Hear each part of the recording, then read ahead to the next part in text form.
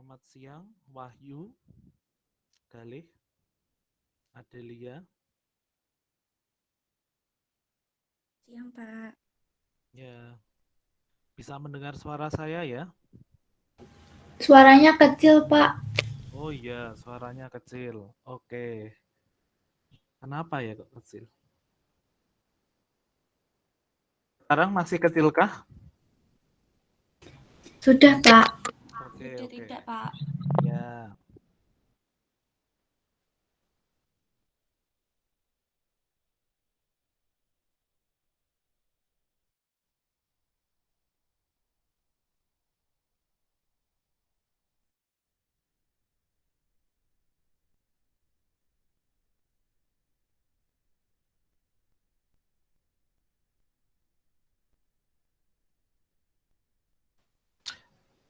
saya menginformasikan dulu apabila ada yang belum absen minggu kemarin, silahkan untuk absen dulu ya. Ada beberapa teman yang belum absen. Karena absennya itu bernilai 10% ya. Jadi paling tidak sudah mengisi 10% dari nilai kalian begitu. Hari ini yang presentasi siapa ya? Kelompok 3, kelompok sila ketiga dan sila keempat.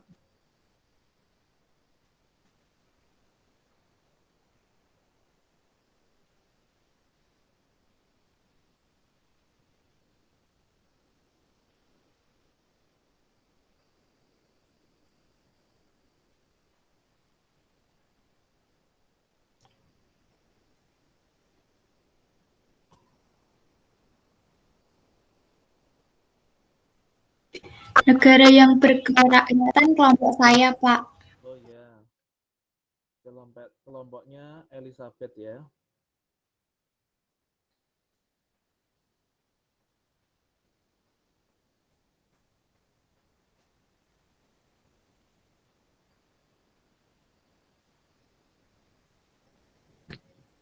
Apakah kelompoknya Wahyu Dwi ya yang sila ketiga? Iya, Pak. Iya, Pak. Negara Kesatuan Indonesia. Oke, dengan Tasya atau dengan siapa ya? Iya, Dengan Tasya Gendira Raya dan Brilian Alessandro. Oh iya. Brilian, apakah sudah ada di chat di ruang Google Meet ini? Sudah ada ya? Sudah, Pak. Oh iya, oke. Tidak berlama-lama, kita akan mulai saja untuk pertemuan kali ini. Setelah kemarin kita kosong ya, saya ada kegiatan dan tetap hari ini kita menyelesaikan 2 pertemuan begitu. Marilah kita sebelum mengawali kuliah pada siang hari ini kita akan berdoa begitu.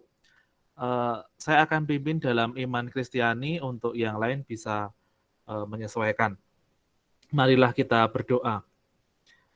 Tuhan Yesus, kami mengucap syukur karena pada siang hari ini kami semua mahasiswa dan pengajar dapat bertemu lagi di ruang Google Meet. Tuhan kiranya memberkati kami dalam belajar, dalam berdiskusi pada siang hari ini. Kiranya Tuhan mencurahkan Roh Kudus-Mu untuk membimbing setiap kami, setiap yang presentasi, dan setiap yang akan berdiskusi pada hari ini. Tuhan Yesus, kami berterima kasih atas segala penyertaan-Mu. Doa yang jauh dari sempurna ini kami serahkan dalam kuasa-Mu. Amin. Baik, hari ini kita akan ada 2 presentasi. Yang pertama adalah Negara Kesatuan Indonesia yang akan dipresentasikan oleh Wahyu Dwi Setiawan, Tasya Gendira Raya, dan Brilian. Kepada kelompok kami persilahkan. Ya, silakan. izin Tasya. share screen ya, Pak. Nggih, silakan. Boleh.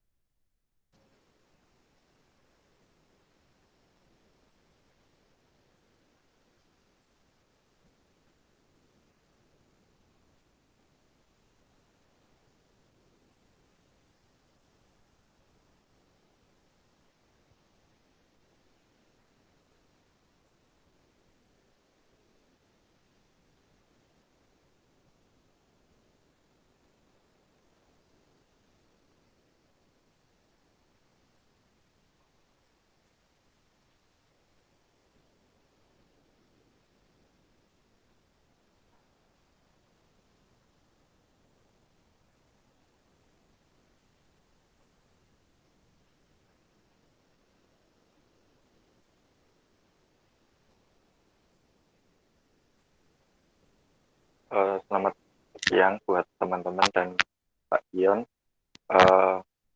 Kami ingin mempresentasikan hasil kerja kelompok kami tentang Negara Kesatuan Indonesia. Kami beranggotakan saya sendiri, Brilian Alexandro, Tasya Gendira, dan Wahyu Dustiawan. Lanjut.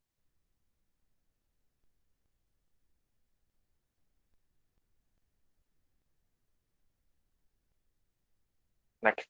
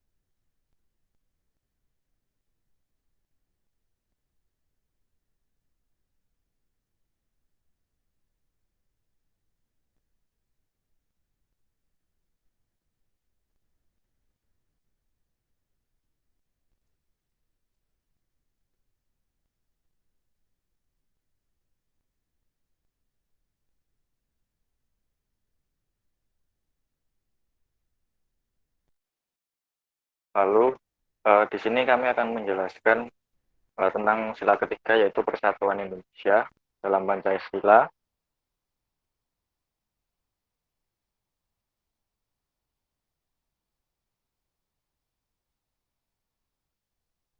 Dilihat dari sudut historis, konsep, serta implementasinya dalam kehidupan.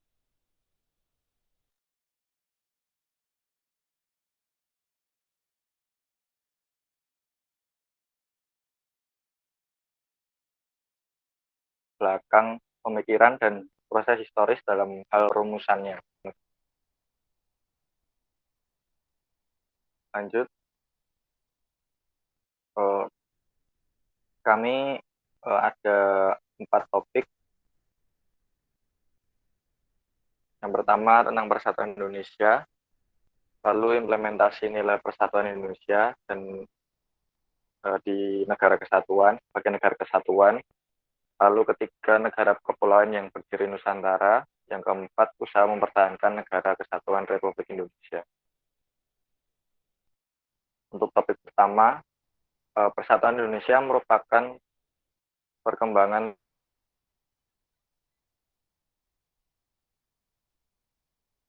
dari prinsip nasionalisme atau kebangsaan Indonesia 45, karena pada waktu itu latar belakang perumusan Pancasila termasuk sila ketiga ini ada dalam rangka dasar negara, maka pokok pikiran yang diajukan tentunya dalam rangka pokok-pokok pikiran tentang negara Indonesia. Dengan prinsip nasionalisme atau kebangsaan Indonesia, pokok pikiran yang dikemukakan oleh Soekarno ini berisikan tentang negara persatuan. Makna negara persatuan yang ditegaskan oleh Soekarno bahwa negara Indonesia yang merdeka hendak didirikan adalah negara yang mengatasi segala paham dan golongan. Jadi yang didirikan bukan hanya milik satu orang, bukan milik satu golongan, melainkan negara yang didirikan itu untuk semua masyarakat dan semua untuk satu. Jadi itulah yang dimaksud sebagai aliran negara persatuan, yakni keyakinan tentang negara yang seperti itu karena akan membuat negara menjadi kuat karena didukung oleh seluruh bangsa.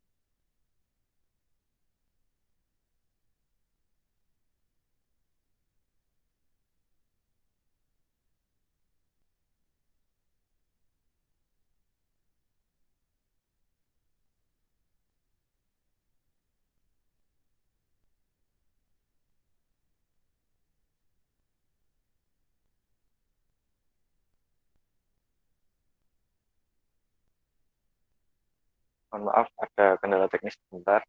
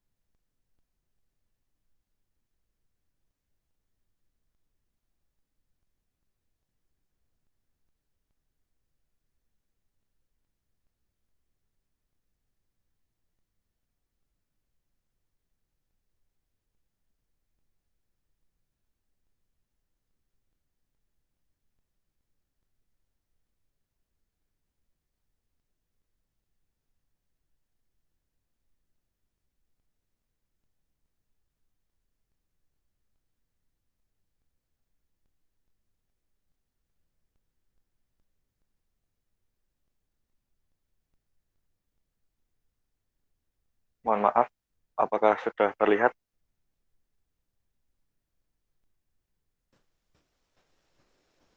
Masih, oh sudah. Ya, baik Pak. Saya lanjutkan. Eh, jadi nasionalisme atau kebangsaan Indonesia yang kemudian berubah rumusannya menjadi Persatuan Indonesia yang kita kenal di sila ketiga Pancasila tersebut sangat tepat sebagai prinsip berkehidupan bernegara dan kehidupan, mengingat bangsa Indonesia adalah bangsa yang majemuk yang memiliki banyak sekali perbedaan dan membutuhkan persatuan dan perekat kebinekaan karena bangsa yang majemuk memiliki potensi terjadinya konflik dan perpecahan. Jika melihat kondisi, maka wilayah Indonesia terdiri dari pulau-pulau, baik dari yang besar maupun pulau yang kecil. Maka wilayah Indonesia membutuhkan peringkat kesatuan sehingga tidak mudah lepas.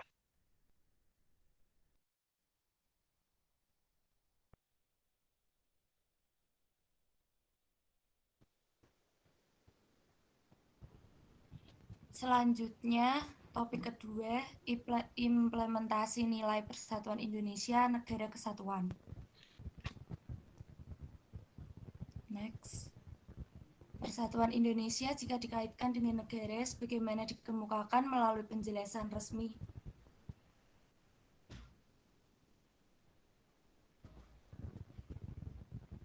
Ya, kita ulang ya. Persatuan Indonesia jika dikaitkan dengan negara sebagaimana dikemukakan melalui penjelasan resmi pembukaan Undang-Undang Dasar 1945 yang termuat dalam Berita Republik Indonesia tahun kedua nomor 7 bahwa konsep negara Indonesia menggunakan aliran pengertian bahwa negara mengatasi segala paham golongan dan paham perorangan. Jadi bukan berdasarkan atas individualisme dan juga bukan negara kelas atau yang menguntungkan suatu golongan. Hal lain yang perlu dipahami kaitannya dengan Persatuan Indonesia ialah bahwa Undang-Undang Dasar 1945 Bab 1 Pasal 1 Ayat 1 mengemukakan bahwa negara Indonesia ialah negara kesatuan yang berbentuk republik.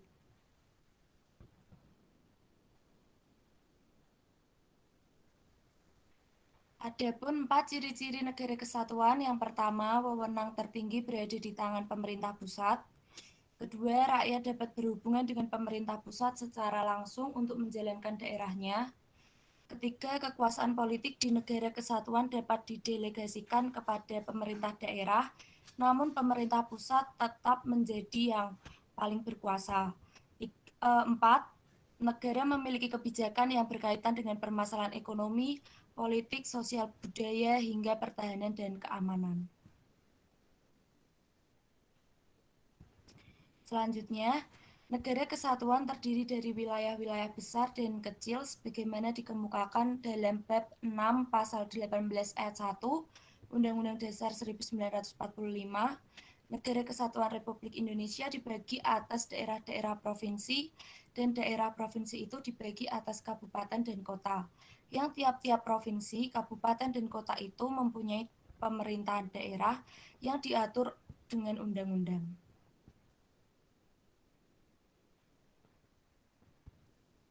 Selanjutnya, Negara Kesatuan Republik Indonesia menggunakan sistem desentralisasi atau otonomi daerah. Dengan konsep desentralisasi ini, hubungan antara pemerintah pusat dan pemerintah daerah mengalami perubahan yang cukup penting, di mana kewenangan-kewenangan yang dimiliki pemerintah daerah diperkuat dengan kedudukan dalam hal-hal tertentu.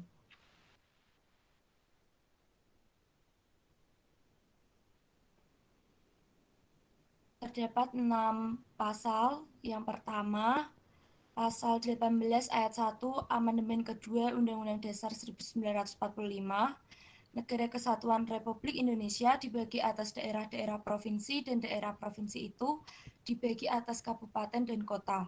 Yang tiap-tiap provinsi, kabupaten, dan kota itu mempunyai pemerintah daerah yang diatur dalam undang-undang.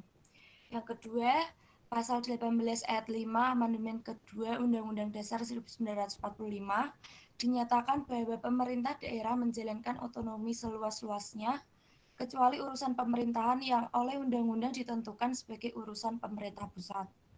Yang ketiga, pembagian kewenangan antara pemerintah pusat dan pemerintah daerah diatur secara lebih rinci dalam Undang-Undang Nomor 32 Tahun 2004 tentang pemerintah daerah, khususnya dalam pasal 10 ayat 3 yang telah menentukan kewenangan untuk pemerintah pusat terletak pada bidang hubungan luar negeri, pertahanan, keamanan, justisi, moneter, dan fiskal nasional, serta agama. Nomor 4 ini sama seperti nomor 3. Nomor 5, sedangkan kewenangan pemerintah daerah provinsi diatur dalam pasal 13 ayat 1. Yang keenam atau yang terakhir ditegaskan dalam Undang-Undang Nomor 32 Tahun 2004 bahwa pemerintah daerah dalam penyelenggaraan urusan pemerintahan memiliki hubungan dengan pemerintah pusat dan dengan pemerintah daerah lainnya atau pemerintah provinsi.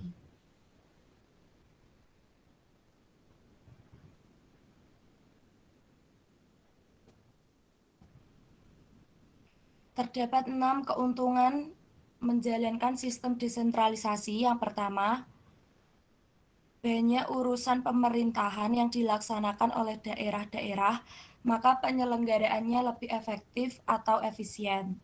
Yang kedua, dalam rangka demokrasi, desentralisasi lebih mendidik rakyat untuk turut serta dalam masalah-masalah pemerintahan. Yang ketiga, pengaturannya akan dapat lebih disesuaikan dengan aspirasi masyarakat setempat atau disesuaikan dengan ekologi daerahnya. Yang keempat, hubungan antara masyarakat dengan pemerintah akan lebih dekat hingga masyarakat lebih merasa eksistensi dari pemerintah. Yang kelima, usaha-usaha pembangunan di daerah akan lebih dapat mengikuti sertakan masyarakat di lingkungannya. Yang keenam, tiap daerah akan berlomba membangun daerahnya sehingga pembangunan nasional lebih dipercepat.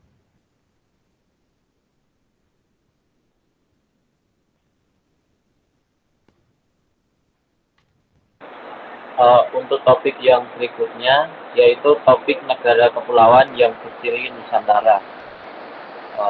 Slide berikutnya. Nah, ini dijelaskan di dalam bab 9A UUD 1945 tentang wilayah negara, yang dimana di situ dijelaskan ada pasal 25A yang menyatakan bahwa Negara Kesatuan Republik Indonesia adalah sebuah negara kepulauan yang berdiri Nusantara dengan wilayah yang batas-batas dan hak-haknya ditetapkan dengan undang-undang.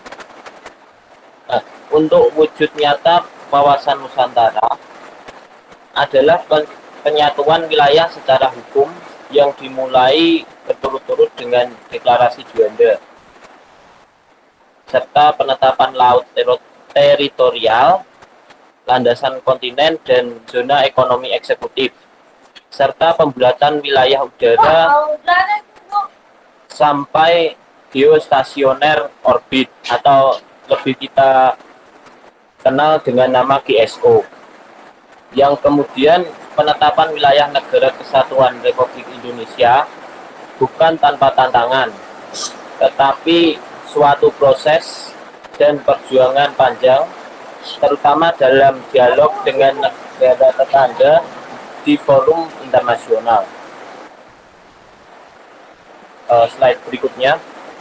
Nah, topik yang keempat yaitu usaha untuk mempertahankan Negara Kesatuan Republik Indonesia. Di sini dijelaskan bahwa slide berikutnya. Nah, di sini dijelaskan bahwa jika dilihat dari pasal 1 ayat 1 Undang-Undang Dasar Negara Republik Indonesia tahun 1945 ditegaskan bahwa negara Indonesia adalah negara kesatuan yang berbentuk republik. Prinsip dari negara kesatuan adalah bahwa di mana yang memegang tampuk kekuasaan tertinggi atas segenap urusan negara ialah pemerintah pusat. Dalam negara kesatuan, tanggung jawab pelaksanaan tugas-tugas pemerintahan pada dasarnya tetap berada di tangan pemerintah pusat. Namun, sistem pemerintahan Indonesia yang menganut sistem atau asas negara kesatuan yang disentralisasikan menyebabkan ada tugas-tugas tertentu yang diurus sendiri sehingga menimbulkan hubungan timbal balik yang melahirkan adanya hubungan pengawasan dan kewenangan antara pemerintah pusat dan pemerintah daerah. Nah, untuk ketetapan ini, kesepakatan untuk tetap mempertahankan bentuk negara Indonesia sebagai negara kesatuan didasari dengan pertimbangan bahwa negara kesatuan adalah bentuk negara yang dipandang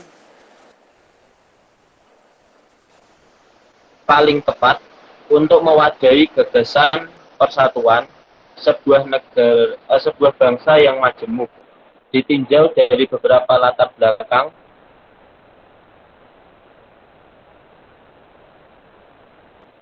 Kesepakatan itu dikukuhkan pada pasal 37 ayat 5 amandemen keempat Undang-Undang Dasar 1945 yang menyatakan khusus mengenai bentuk negara kesatuan Republik Indonesia sangat dibutuhkan untuk keragaman suku, agama, dan budaya yang diwarisi bangsa Indonesia. Ini mengharuskan bangsa Indonesia untuk bersatu dalam keberagaman tersebut. Keragaman itu harus dipersatukan, akan tetapi tidak untuk diseragamkan. Slide berikutnya.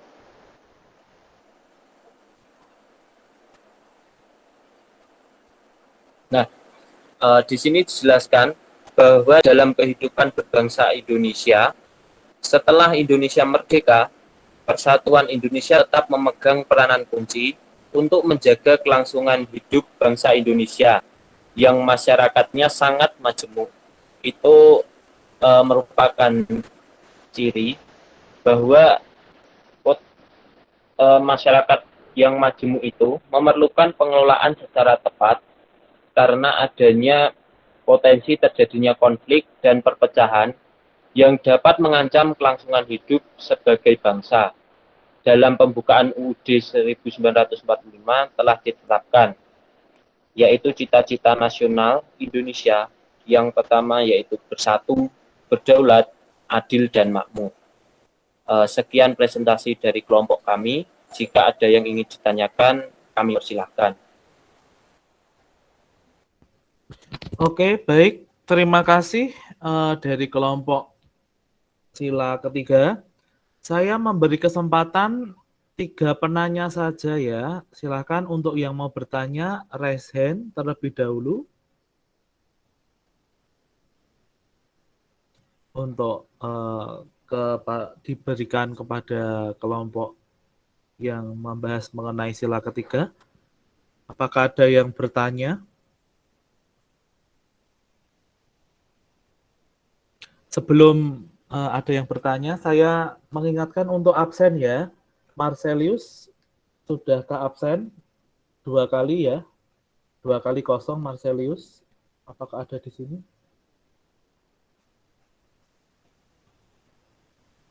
Ya, ada Marcel. Tolong isi absen ya. Terus Patricia. Apakah ada di sini Patricia?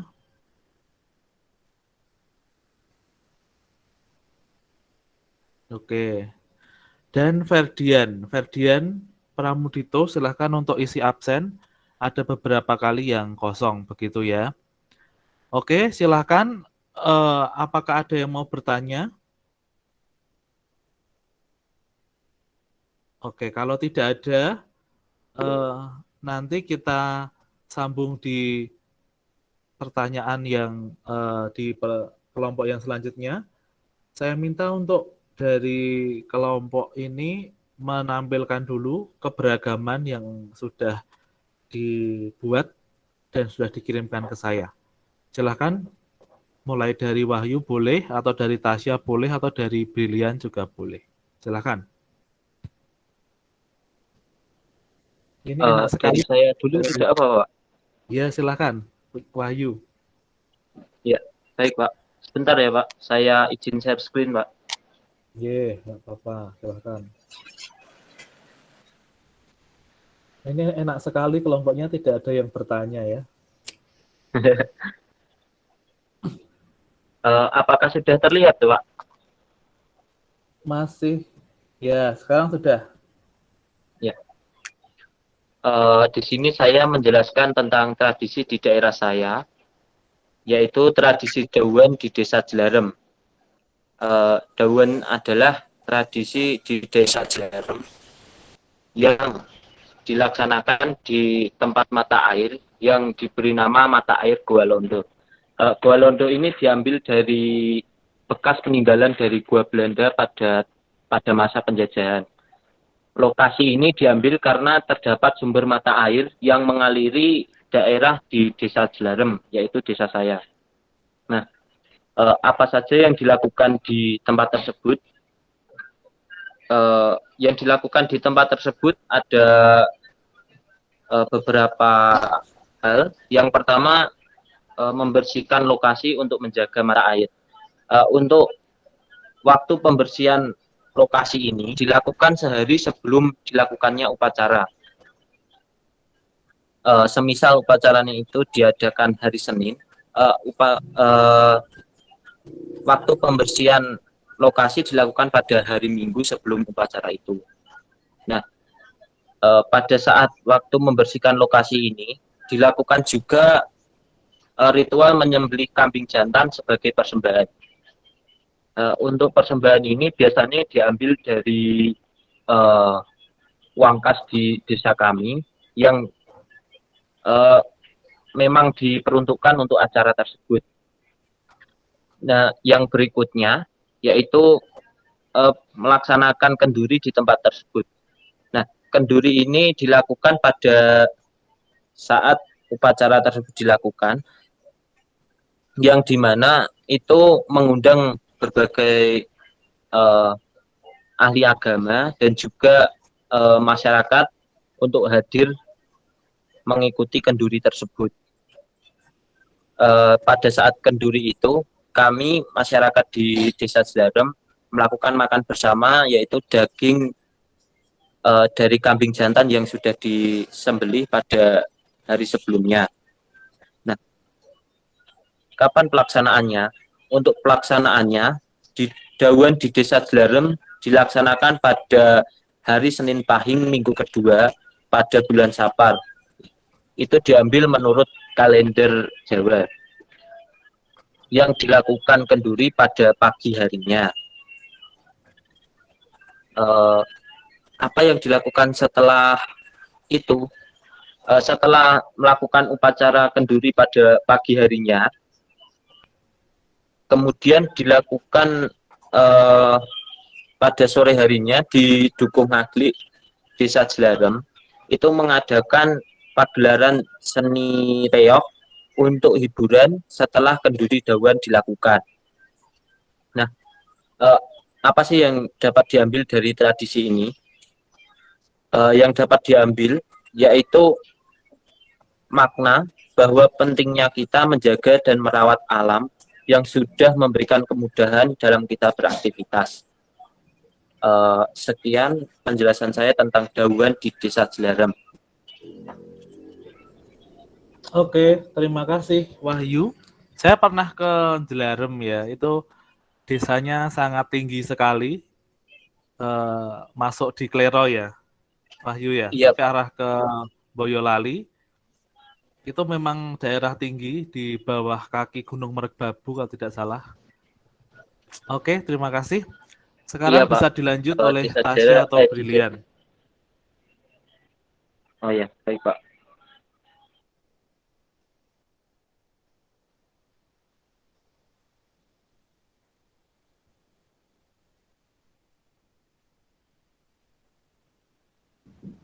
Baik Pak, saya izin share screen.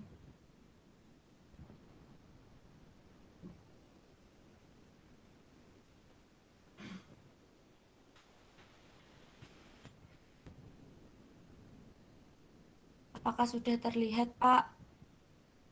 Belum.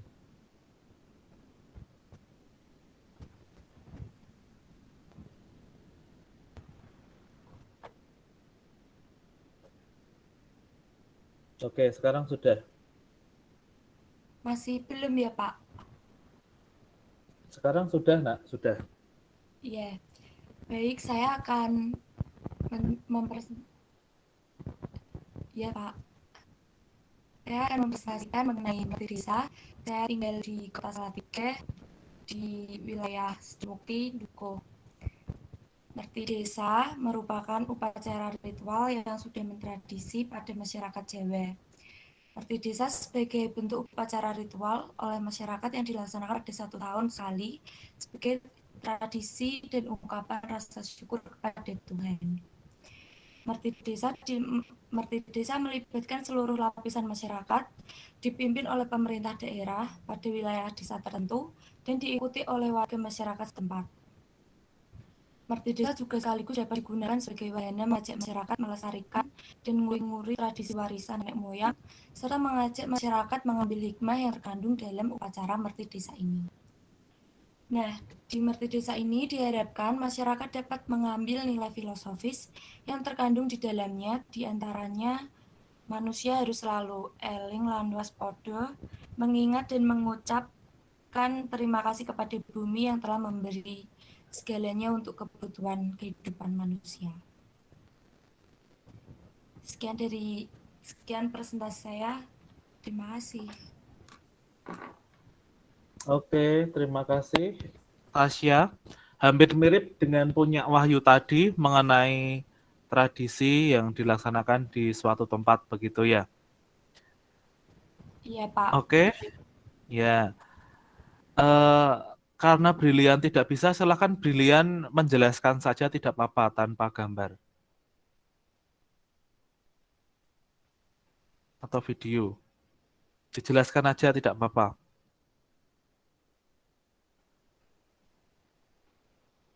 Ya, baik Pak. Jadi perkenalkan, saya asalnya dari Sukoharjo, Kabupaten Sukoharjo. Mungkin sekitar 1,5 sampai 2 jam kalau dari Kota Salatiga. Di daerah saya terkenal sebagai daerah kota jamu ya. Jadi sebelum masuk ke kota dari arah Solo itu ada gapura, di ujungnya ada patung jamu gendong. Jadi emang kotanya emang dikenal sebagai kota jamu. Dan kalau uniknya di setiap pasar baik pasar desa yang kecil itu maupun pasar raya yang ada di kota, sangat mudah untuk mencari atau menemukan pedagang jamu, baik yang jamu udah jadi maupun bahan bakunya. Lalu ada juga salah satu kecamatan di daerah Sukoharjo yang dinamakan sebagai desa jamu. Jadi wilayahnya, masyarakat di wilayah tersebut sebagai produsen jamu, namun tidak merusak ekosistem dari perekonomian masyarakat, walaupun samping rumah maupun saling bersampingan maupun berhadapan produksinya. Lalu jamu ini juga diaplikasikan dalam budaya tarian yang dinamakan tarian jamu gendong, yang biasanya dibawakan pada acara kirap maupun ulang tahun kabupaten, seperti itu, Pak. Oke, terima kasih, Brilian. Jadi tertarik untuk mencicipi ya, atau mencicipi jamu yang ada di Sukoharjo, begitu ya. Oke, pada intinya dari presentasi kelompok ini, yang pertama tadi mengenai sila kesatuan Indonesia atau negara kesatuan Indonesia, bahwa negara kita itu terdiri dari beragam suku, budaya, agama, dan masyarakat ya.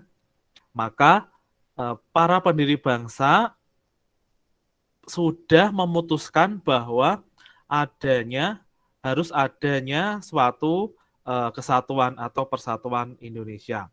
Maka di sila ketiga itu dituliskan bahwa ada sila yang mengenai persatuan Indonesia. Begitu inti dari materi yang disampaikan oleh kelompok yang mengenai negara kesatuan Indonesia. Kita lanjutkan secara cepat saja ke kelompok yang ke sila keempat ya. Tadi sudah siap Elizabeth dan teman-teman lain. Kami persilahkan, silakan Elizabeth. Baik, Pak. Izin share screen. Ya.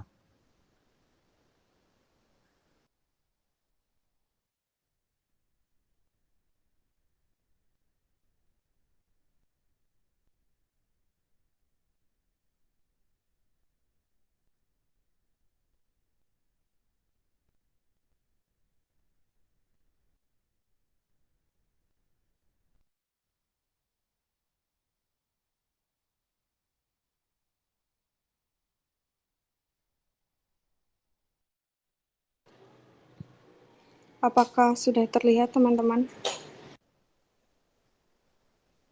Sudah, silakan. Baik, langsung saja. Terima kasih untuk waktunya. Selamat siang untuk Pak Dion dan juga teman-teman mata kuliah Pancasila. Kami dari kelompok 9 ingin mempresentasikan tugas kami mengenai negara yang berkerakyatan yang dipimpin oleh hikmat kebijaksanaan dalam permusyawaratan perwakilan serta implementasinya. Perkenalkan kami, kelompok 9 dengan anggota saya Maristi Kartikowati dengan NIM 52-2020-021, lalu ada Elizabeth Pamorintas Rahayu dengan NIM 52-2020-022, dan juga Cia Yoga Evan Wijaya dengan NIM 52-2020-026. Next.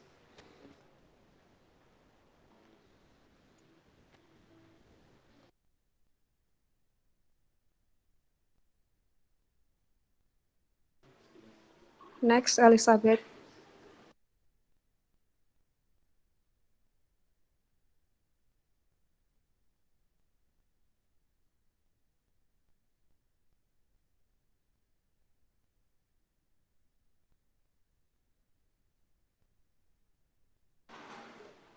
Apakah slide kedua sudah terlihat, teman-teman? Soalnya di tempat saya baru yang slide pertama.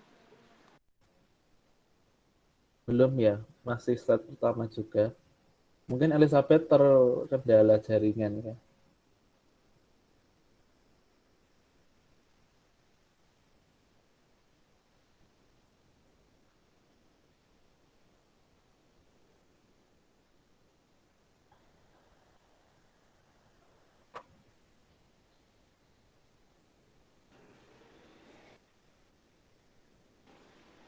Maaf teman-teman, tadi ada kendala sedikit.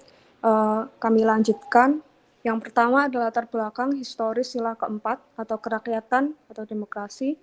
Sila keempat yang kita pahami saat ini adalah perkembangan dari mufakat atau demokrasi sebagai sila ketiga dalam pidato Soekarno pada tanggal 1 Juni 1945. Mufakat atau demokrasi ini merupakan prinsip sebagai jawaban atas pertanyaan, siapa yang berhak mengambil keputusan tentang negara? Sila-sila Pancasila pada dasarnya adalah prinsip-prinsip yang menjawab persoalan-persoalan dasar tentang negara, termasuk sila keempat ini yang berawal dengan rumusan mufakat atau demokrasi. Salah satu pemikiran yang menonjol tentang negara pada waktu itu adalah yang berkaitan dengan kekuasaan. Rupanya, pilihan atas sistem kekuasaan demokrasi berkaitan juga dengan prinsip bahwa negara Indonesia didirikan bukan untuk satu golongan, tetapi untuk semua. Hingga jika dihubungkan dengan pertanyaan siapakah yang berhak mengambil keputusan tentang negara, jawabannya adalah rakyat. Jadi Indonesia adalah negara yang berkedaulatan rakyat. Lalu, next. Yang kedua tentang demokrasi, pembahasan secara konsepsional. Demokrasi berasal dari bahasa Yunani, demokratia, yang berarti pemerintahan rakyat. Pemerintahan rakyat merupakan sebuah pemerintahan di mana setiap warga yang memenuhi syarat memiliki hak untuk dipilih dan memilih dalam proses politik, misalnya dalam pemilihan umum. Sejarah demokrasi sendiri banyak dipercaya muncul dari Yunani kuno sekitar abad ke-5 SM. Demokrasi berkembang untuk menamai suatu bentuk pemerintahan di negara kota di Athena. Di Yunani, anggota parlemen Athena bernama Solon sekitar 630 sampai 560 SM mempresentasikan versi awal demokrasi partisipatif yang dicampur dengan elemen-elemen keadilan sosial. Demokrasi dalam arti modern berkembang di Barat melalui gerakan-gerakan yang menuntut pembatasan kekuasaan raja karena kekuasaan cenderung disalahgunakan, karena kekuasaan tidak dibatasi. Dari gerakan-gerakan itulah kemudian muncul dokumen-dokumen penting seperti Magna Carta, Bill of Rights, lalu ada The Roads Laws of the Citoyen Perancis, dan The Four Freedom-nya dari Amerika. Gerakan-gerakan di Barat itulah yang sering dinamakan gerakan konstitusionalisme yang menjadi awal dari munculnya sebuah konstitusi dalam rangka negara hukum atau Rechtsstaat yang menggantikan model-model negara kekuasaan atau mixed state. Next. Penggunaan kata demokrasi cukup beragam. Namun dari keragaman penggunaan kata demokrasi itu menunjuk hal berikut. Demokrasi sebagai bentuk pemerintahan. Sebagai bentuk pemerintahan, demokrasi menempatkan rakyat menjadi sentral dan penting karena pemerintah itu dipilih oleh rakyat dan semua warga mempunyai kesempatan untuk dipilih dan memilih melalui mekanisme pemilihan yang disebut pemilihan umum. Ini secara konseptual berbeda dengan sistem pemerintah monarki dan aristokratis. Plato mengatakan dalam tulisannya yang berjudul Republik, bentuk pemerintahan yang baik itu ada 3, yakni monarki, aristokrasi, dan demokrasi. Jadi demokrasi merupakan salah satu bentuk pemerintahan yang baik menurut Plato. Lalu yang kedua, demokrasi bentuk pemerintahan di mana pemerintahan itu dipegang oleh rakyat dan dijalankan untuk kepentingan rakyat banyak. Monarki adalah bentuk pemerintahan yang dipegang oleh seseorang sebagai pemimpin tertinggi dan dijalankan untuk kepentingan rakyat banyak.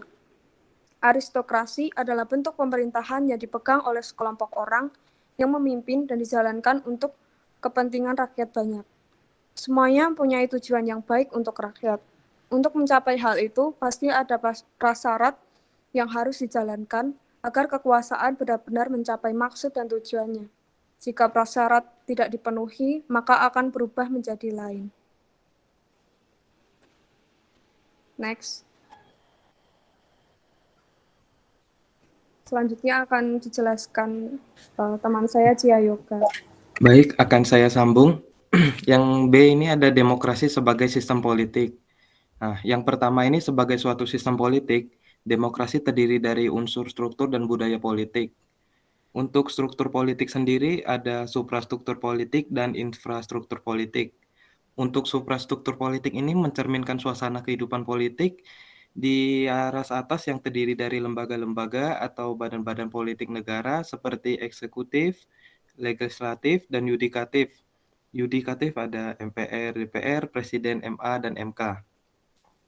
Sedangkan infrastruktur politik sendiri mencerminkan suasana kehidupan politik di aras bawah seperti Orsospol, Ormas, Pers, dan LSM. Nah, ini nanti ada skemanya di slide berikutnya supaya lebih mengerti. Untuk yang kedua ada para pendiri negara Indonesia termasuk Soekarno yang menghendaki demokrasi yang bukan demokrasi barat, tetapi yang memiliki akar dalam budaya dan kepribadiannya sendiri, yaitu musyawarah untuk mencapai mufakat. Untuk prinsip yang ditekankan di dalam sila keempat ini adalah yang dipimpin oleh hikmat kebijaksanaan dalam permusyawaratan dan perwakilan, atau tampak bahwa ada peran akal sehat dalam proses pengambilan keputusan. Begitu juga pengambilan keputusan yang ini dipandang luhur melalui musyawarah untuk mencapai mufakat. Next. Nah, ini ada skema 1 dan skema 2. Untuk skema 1 sendiri, yang kita bahas ini ada sistem politik demokrasi yang tadi dibagi menjadi 2, yaitu struktur politik dan juga budaya politik.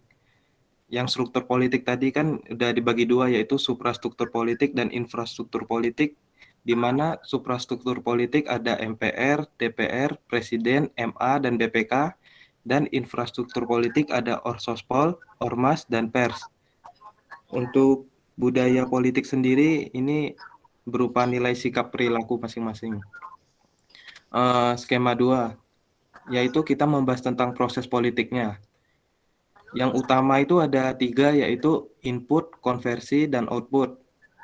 Kita mulai dari input atau masukan, itu akan diolah untuk menghasilkan output atau hasil, dan nanti output atau hasil tersebut akan menghasilkan timbal balik atau umpan balik berupa feedback untuk ke input lagi, dan begitu aja seterusnya. Berputar-putar di situ. Nah, kita next.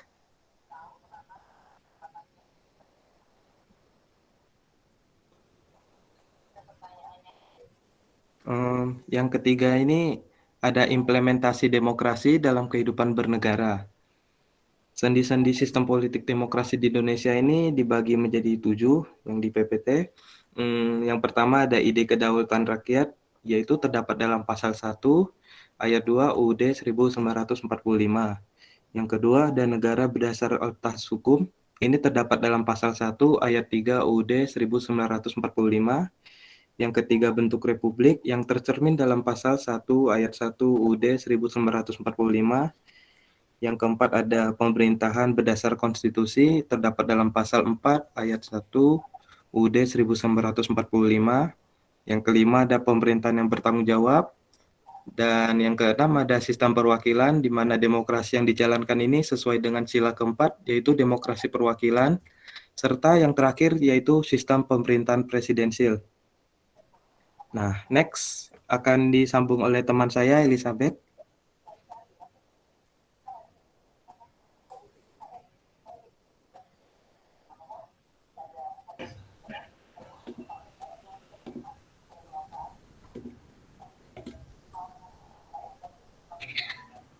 Ya, jadi pasang surut demokrasi di Indonesia.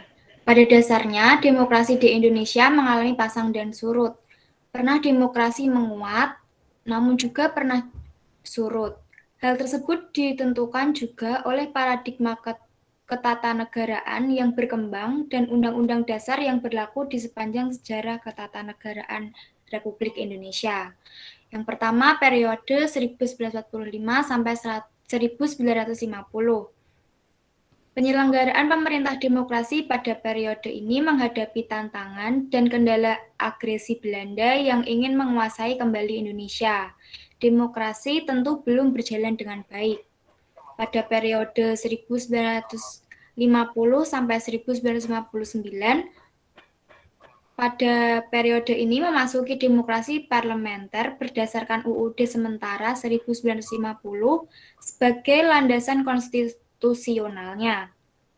Menurut sejarah, pelaksanaan pemerintahan demokrasi pada periode ini, demokrasi diakui tumbuh dan menguat mengingat parlemen menempati kejayaan pada periode ini. Selanjutnya pada periode 1959 sampai 1966, ini merupakan periode era Orde Baru, di mana demokrasi terpimpin yang menempatkan peran presiden sangat dominan dan sistem pemerintahan demokrasi. Pada periode ini, banyak pengamat melihat demokrasi surut karena peran presiden sangat dominan. Selanjutnya pada periode 1966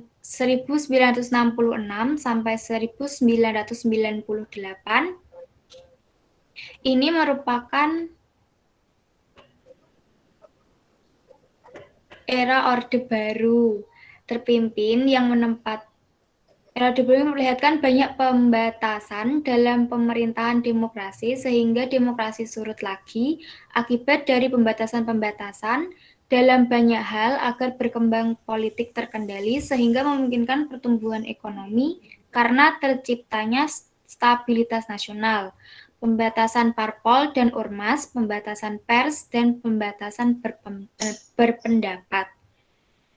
Selanjutnya periode 1998 dan seterusnya. Ini merupakan era reformasi yang menunjukkan perkembangan demokrasi atau demokratisasi terjadi karena reformasi membuat perubahan di bidang politik, sosial, dan keamanan, seperti kebijakan di bidang UU Pemilu, parpol, dan ormas. Kebebasan pers, penegakan hukum, dan HAM ikut mendorong terwujudnya euforia demokrasi. Next adalah implementasi dalam kehidupan berbangsa. Dalam kehidupan berbangsa, etika demokrasi atau kultur demokrasi sangat penting dilakukan dalam berinteraksi antar kelompok, antar partai politik, dan antar elemen masyarakat agar ada interaksi yang harmonis.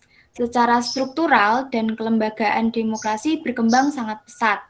Namun secara kultural masih jauh dari harapan karena terkadang masih diwarnai anarkisme, chaos dalam demonstrasi, timbulnya hoak atau kabar bohong, ujaran kebencian atau hate speech, money politik, black campaign, yang menunjukkan secara kultur demokrasi belum didukung oleh sikap dan etos yang baik.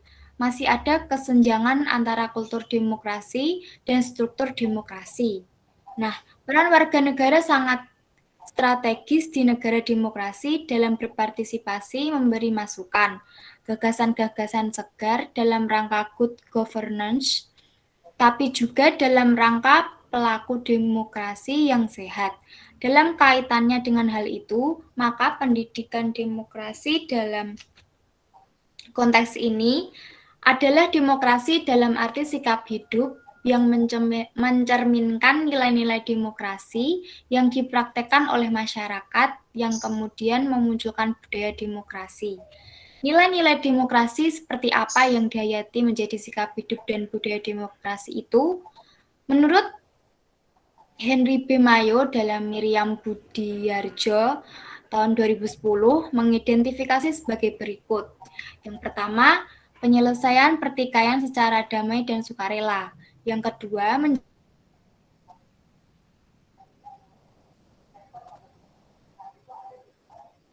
penguasa secara teratur. Yang keempat, penggunaan paksaan sedikit mungkin. Yang kelima, pengakuan dan penghormatan terhadap keanekaragaman. Yang keenam, penegakan keadilan. Yang ketujuh, memajukan ilmu pengetahuan. Dan yang terakhir adalah pengakuan penghormatan atas kebebasan. Sekian presentasi dari kelompok kami. Mohon maaf jika ada salah kata. Terima kasih. Oke, terima kasih dari kelompok mengenai sila keempat ya. Ada Maresti, Elizabeth, dan Cia Yoga.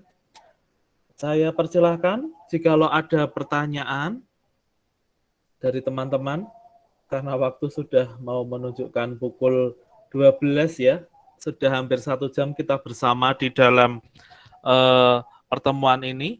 Ya, dari Brilian, mungkin ada lagi atau satu saja ya?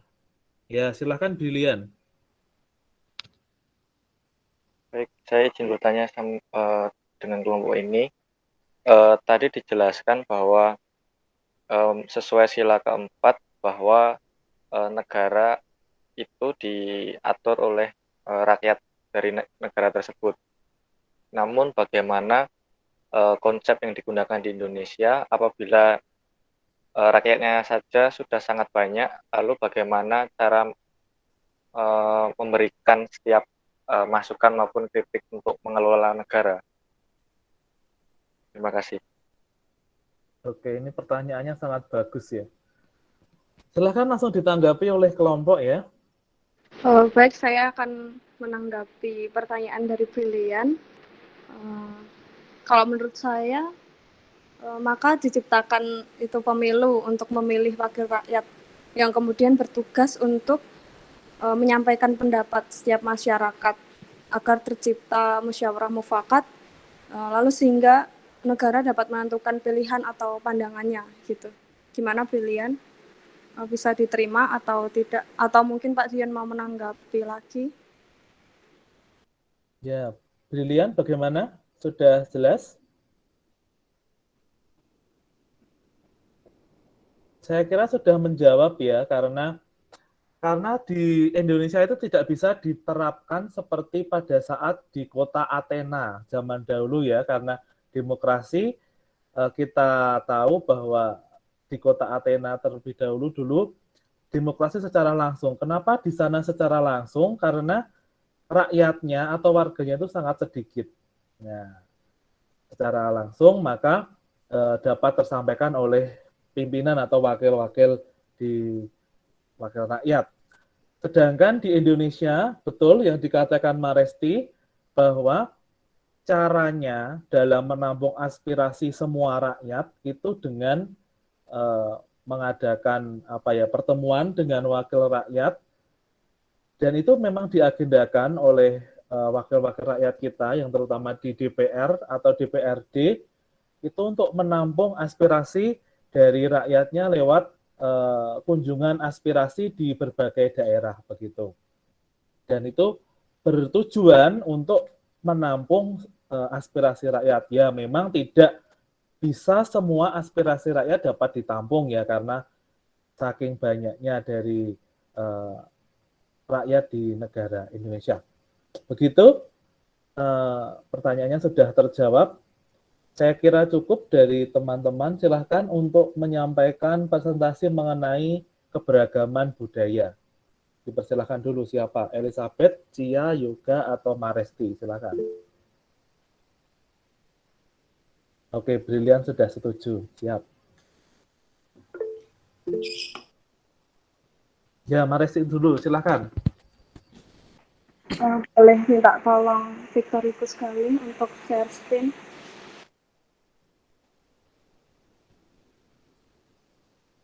Mendengar tidak ini Victor itu sekali. Coba dicat dulu, jangan-jangan tidur ini. Oh, sudah. Tidak, oke.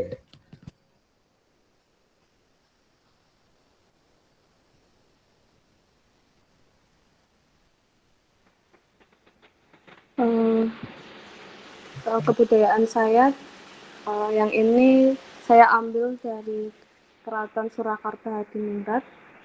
Saya Maresti Kartikowati, berasal dari Karanganyar. Kota Solo memang menjadi tempat berdirinya Kerajaan Mataram kuno, dan jejak dari Mataram tersebut memang masih terlihat di Keraton Surakarta Hadiningrat. Hal menarik yang terpancar dari kota Solo yaitu walaupun sudah tersentuh modernisasi, namun kebudayaan Jawa yang ada di keraton tetap dilestarikan. Apa saja tradisi atau kebudayaan di Keraton Surakarta Hadiningrat yang masih dilestarikan hingga sekarang? Ini ada beberapa, tapi saya cuma ambil 4. Itu ada kirap pusaka keraton, lalu ada kirap malam satu suro, lalu ada bedaya ketawang, dan juga sekaten. Yang pertama ada kirap pusaka keraton. Kirap pusaka magis yang dibawa oleh abdi dalem dengan busana Jawi jangkep dan dipimpin Kebo Bule yang dinamakan sebagai Kiai Slamet. Jadi ini kayak ya kirap-kirapan pusaka gitu. Dipimpin sama Kebo Bule yang dinamakan Kiai Slamet. Acara ini diadakan di malam hari menjelang tanggal 1 Suro. Tempatnya di Puro Mangkunegaran dan Keraton Surakarta. Lalu yang kedua ada kirap malam 1 Suro. Pertama kali dilakukan oleh pemimpin kerajaan Mataram Islam yaitu Sultan Agung. Ritual yang dilakukan adalah bertapa bisu, tirakatan, kungkum, kirap budaya, dan mencuci benda-benda pusaka. Jadi kirap pusaka keraton sama itu serangkaian dari kirap malam 1 Suro. Lalu ada tradisi bedaya ketawang. Bedaya ketawang ini merupakan tarian. Tarian ini menyimpan sisa misteri. Kesakralannya melampaui tarian apapun dalam sejarah Kerajaan Mataram. Tarian ini hanya dimainkan sekali dalam setahun pada peringatan naik tahta sang raja. Jadi tari bedaya ketawang ini cuma dalam setahun itu sekali gitu dalam peristiwa naik tahta sang raja. Lalu ada sekaten. Sekaten ini digelar menjelang Maulid Nabi Muhammad. Ada 3 agenda, yaitu menabuh gamelan Kiai Guntur Madu dan Kiai Guntur Sari. Lalu ada nginang dan juga makan telur asin. Gitu. Terima kasih atas perhatiannya. Oke, thank you Maresti yang sudah mempresentasikan dan juga Galih sebagai operator. Bisa dilanjut oleh Cia Yoga atau Elizabeth. Saya, Pak. Ya, silakan.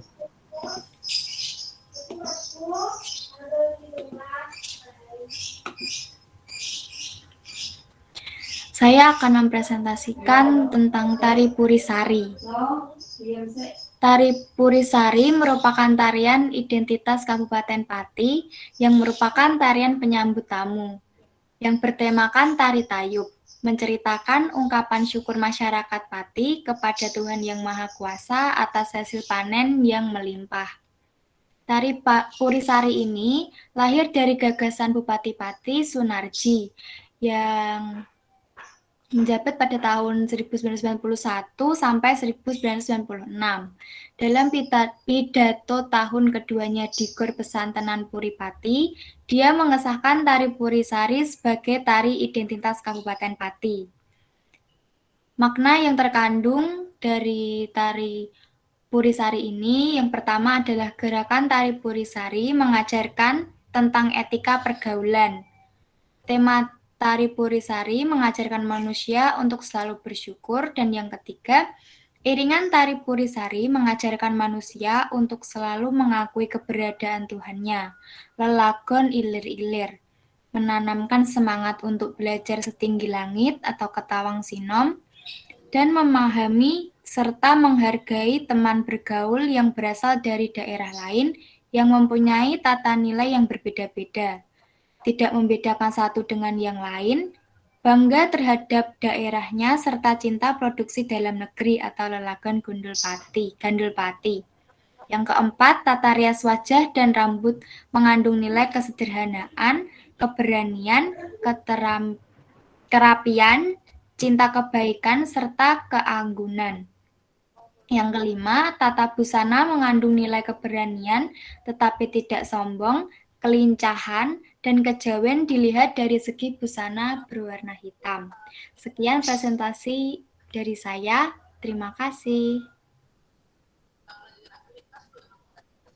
Oke, terima kasih Elizabeth yang sudah menyampaikan mengenai tarian yang ada di daerahnya, daerah Pati ya. Oke, lanjut ya ke Cia Yoga. Baik Pak, saya izin share screen. Ya, silakan. Bentar. Nah, apakah sudah terlihat nih, Mbak? Masih proses ya sepertinya. Oke.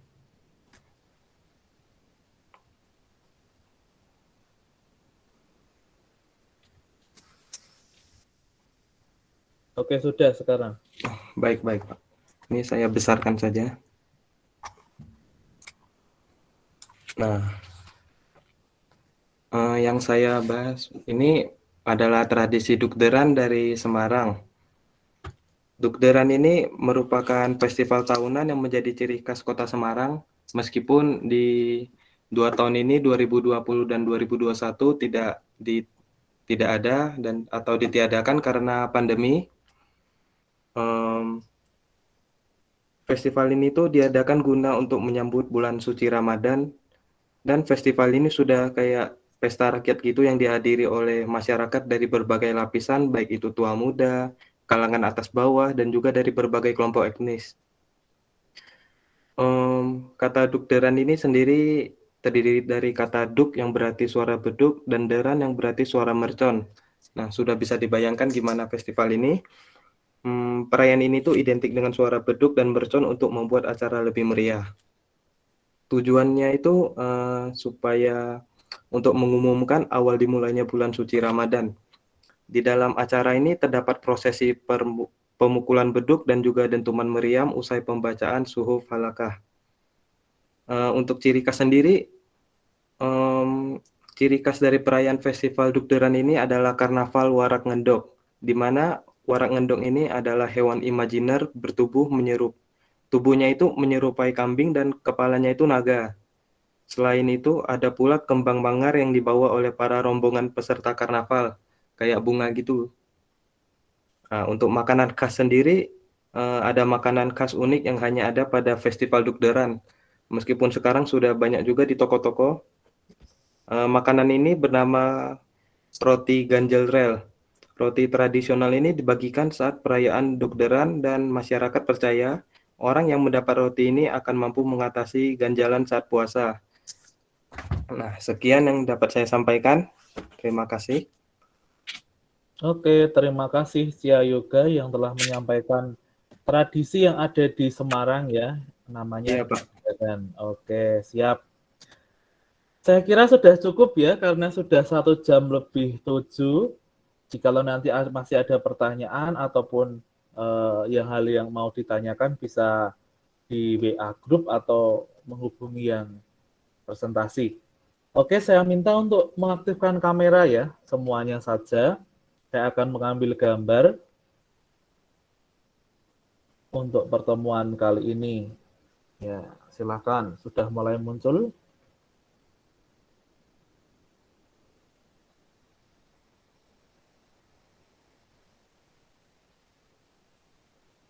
Ini hanya 25, yang lain mungkin tidak masuk ya.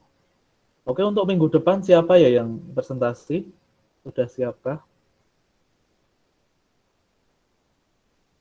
Kelompok saya, Pak. Oh iya, siap, dipersiapkan dengan baik. Oke, ini Dani, Kristiana belum kelihatan. Oh iya, Krisna jaringannya kurang stabil ya, tidak apa-apa. Oke, Francisca Olivia belum kelihatan. Siva. Oh ya, Dani sudah kelihatan. Oke, saya ambil ya. Siap-siap. 1, 2, 3. Oke, sudah. Terima kasih. Silahkan untuk ditutup dengan doa. Saya minta Dani ya, Dani Ristiana, memimpin kita dalam doa. Ya, Pak.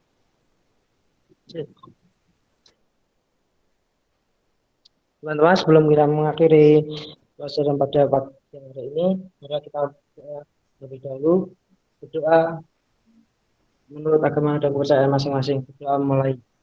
Terima kasih Tuhan atas berkat pada siang hari ini kami melakukan ini pada siang hari ini. Tuhan Yesus berkati Bapak yang mengajar kami, berkati kami yang mendengarkan apa yang disampaikan teman-teman dan apa yang disampaikan oleh Bapak tadi, berkati supaya kami apa yang disampaikan benar-benar dapat kita pahami dan dapat dilakukan untuk pengalaman kami menyatakan data Tuhan Yesus. Kami terima kasih atas pada pagi hari ini Tuhan Yesus. Semoga apa yang disampaikan benar-benar terima kasih Tuhan, terima kasih atas dalam nama kami Yesus Kristus. Haleluya. Amin. Amin. Terima kasih semuanya. Mohon maaf, waktunya agak terlambat sedikit sampai jam 12 lebih. Selamat siang, Tuhan memberkati. Selamat siang, Terima Pak. kasih, Terima Pak. kasih. Yang Terima kasih. Tuhan memberkati. Ya, Terima kasih, Pak. oke. Siapa ini?